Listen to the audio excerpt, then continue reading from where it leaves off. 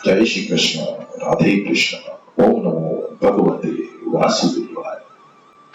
पाप पुण्य के इस लौकिक और पारलौकिक फल के विषय में एक बात और समझने की है कि जिन पाप कर्मों का फल यही के जुर्माना, अपमान, निंदा आदि के रूप में भोग लिया है, उन पापों का फल मरने के बाद भोगना नहीं पड़ेगा।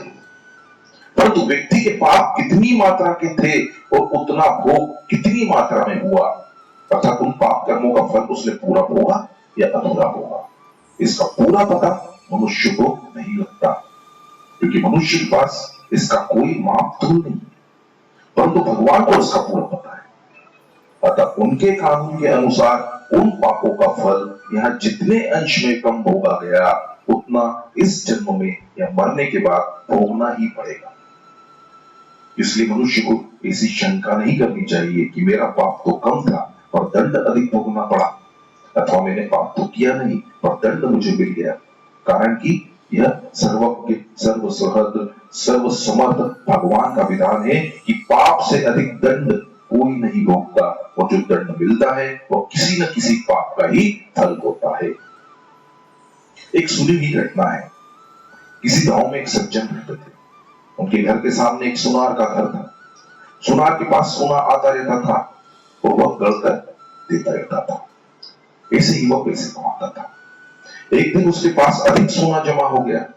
रात्रि में पहरा लेने वाले सिपाही को इस बात का पता लग गया। उस पहरेदार ने रात्रि में उस सुनार को मार दिया और जिस बक्से में सोना था उसे उठाकर चल दिया। इसी बीच सामने रहने वाले सज्जन लघु शंका के लिए उठकर बाहर आए। उन्होंने पहरेदार को पकड़ लिया कि तू इस बक्से को कैसे ले जा रहा है। तो पहरेदार ने कहा, तू चुप रह, हल्ला मत कर, इसमें से तो कुछ ले ले और कुछ मैं ले लूं। सज्जन बोले, मैं कैसे ले लूं, मैं चोर थोड़ी ही। पहरेदार ने कहा, देख तू समझ जा, मेरी बात मान ले, नहीं तो दुख पाएगा। पर वे सज्जन नहीं माने। तब पहरेदार ने बक्सा नीचे रख दिया और उस सज्जन को पकड़कर जोर से सीटी बजा दी। सीटी सुनते ही और जगह पहरा लगाने वाले चुप सिपाही तोड़कर वहां आ गए। उसने सबसे कहा कि यह इस घर से बक्सा लेकर आया है और मैंने इसको पकड़ लिया। तब सिपाहियों ने घर में घुसकर देखा कि सुनार बड़ा पड़ा है। उन्होंने उस सज्जन को पकड़ लिया और राजकीय आदमियों के हवाले कर दिया। जज के सामने बहस हुई तो उस सज्जन ने कहा कि मैंने नहीं मारा है, उस पहरेदार सिपाही ने मारा है। सब सिपाही आपस में मिले हुए थे। उन्होंने कहा कि नहीं, इसी ने मारा है, हमने खुद रात्रि में इसे पकड़ा है, इत्यादि। मुकदमा चला। चलते चलते अंत में उस सज्जन के लिए फांसी का हुक्म हुआ।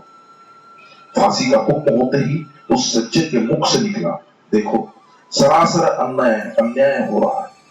भगवान के दरबार में कोई न्याय नहीं। मैंने मारा नहीं, मुझे दंड हो रहा। वो जिसने मारा है वो बेदाग छूट जाए, जुर्माना भी नहीं है, यह अन्याय है। जज पर उसके वचनों का असर पड़ा कि वास्तव में यह सच बोल रहा है, इसकी किसी तरह से जांच होनी चाहिए। ऐसा विचार करके उस जज ने एक षड्यंत्र रचा। सुबह होते ही एक आदमी रोता चिल्लाता हुआ आया और बोला, हमारे भाई की हत्या हो गई, सरकार इसकी जांच होनी चाहिए। तब जज ने उसी सिपाही को और केरी सज्जन को मरे व्यक्ति की लाश उठाकर लाने के लिए भेजा। दोनों उस आदमी के साथ वहां गए जहां लाश मरी थी। खाट पर लाश के ऊपर कपड़ा बिछा था, खून बिखरा पड़ा था। दोनों ने उस खाट को उठाया और उठाकर ले चले। साथ का दूसरा आदमी खबर देने के बहाने दौड़कर आगे चला गया। तब चलते चलते सिपाही ने केरी से कहा, देख उस दिन तू मेरी बात मान लेता तो सोना मिल जाता और फांसी भी नहीं होती। अब देख लिया सच्चाई का फल। केरी ने कहा, मैंने तो अपना काम सच्चाई का ही किया था, फांसी हो गई या हो गई तो क्या, हत्या की तूने और दंड तो भोगना पड़ा मेरे को।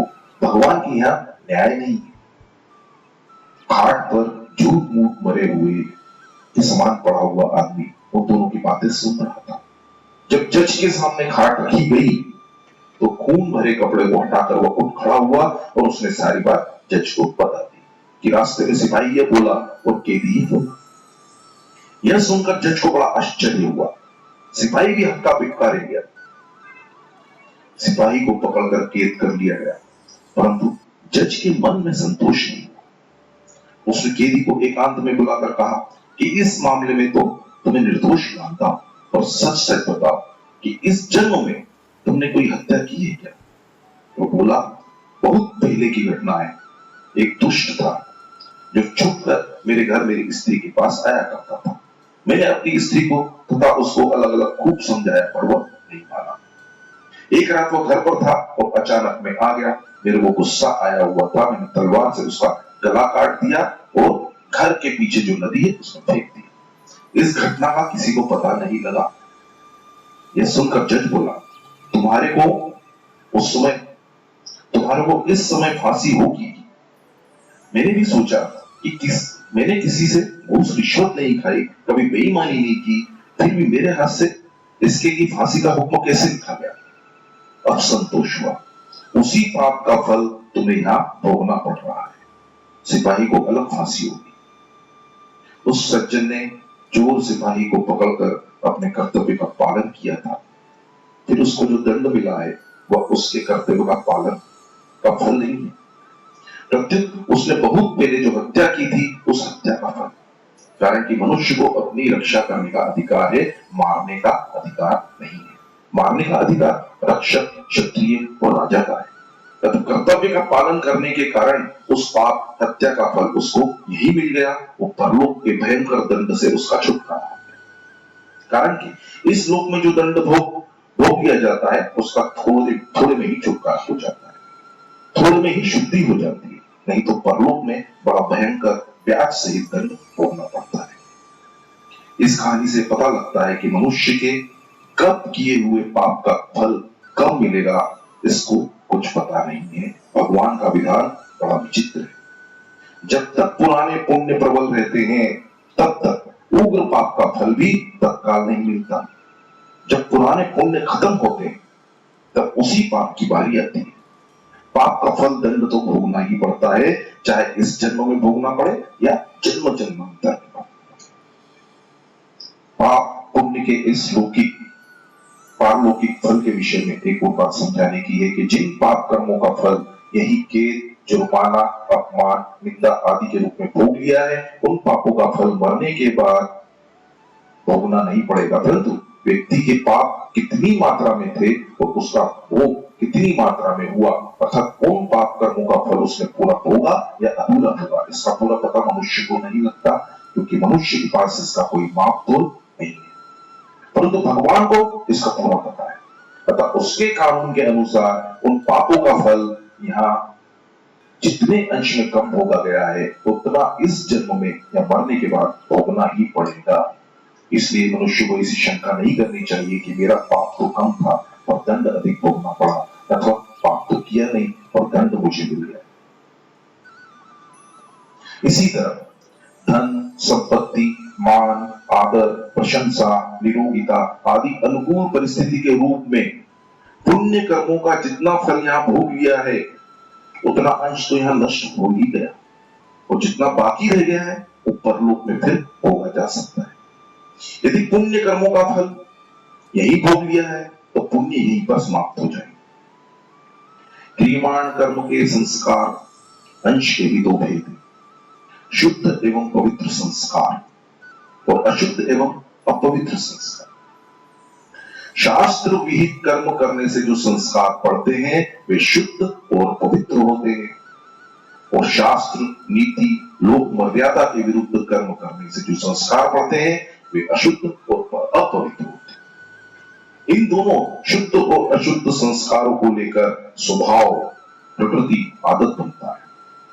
उन संस्कारों में से अशुद्ध अंश का सर्वथा नाश करने पर स्वभाव शुद्ध, निर्मल, पवित्र हो जाता है।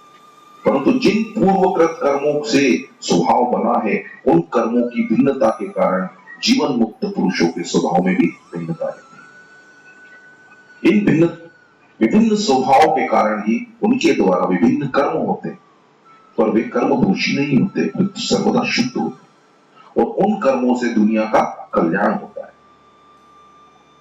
संस्कार अंश से जो स्वभाव बनता है वह एक दृष्टि से महान प्रबल होता है, अतः उसे मिटाया नहीं जा सकता। व्याघ्र व शेर घने वन में संतुष्ट रहता है, सिंह गहन गुफा का सेवन करता है, हंस खिली हुई कमलियों को चाहता है, गिद्ध शमशान भूमि में रहना पसंद करता है। सज्जन पुरुष अच्छे आचरण वाले सज्जन पुरुषों में और नीच पुरुष नीच पुरुषों में ही रहना चाहते हैं।